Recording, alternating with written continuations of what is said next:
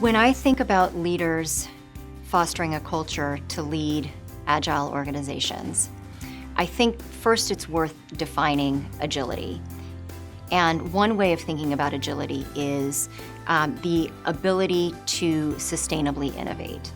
And as we think about organizations that, regardless of their size, their industry, or their region, organizations that are constantly innovating share a couple of key attributes.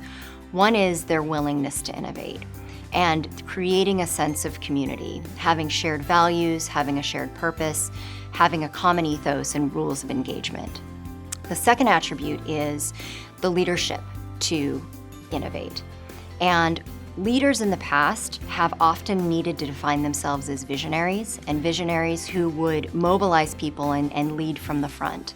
But innovators think about this very differently and don't necessarily need to define a vision, but instead think about serving as the creator of a context within which others can and are able to innovate.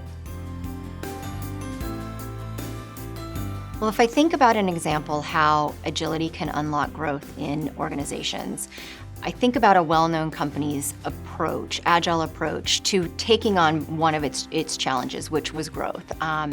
This is Domino's. If you think about Domino's, actually in the late 1990s, its stock price was less than $8 a share. It had a major growth challenge and also had major issues from a product and a service standpoint.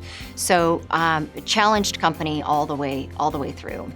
Leadership recognized that it had to quickly learn how to become an agile organization, and they did three things. First of all, they embraced failure. They quickly admitted that their product was terrible, that they had service issues, and they did it very publicly.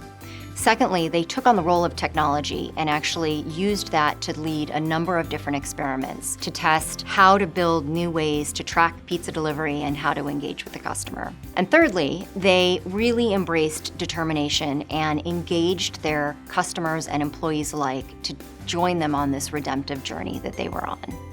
So this was a 7-year journey. And partway through that journey, they launched a specific campaign that really showed that their culture had been affected by this, a campaign that was called Failure is an Option. And 7 years later, we get to today, where their stock 7 years ago was sitting at less than $8. Today it's at $120 a share. And they are well recognized as a company that publicly took risks, failed fast, and pivoted quickly.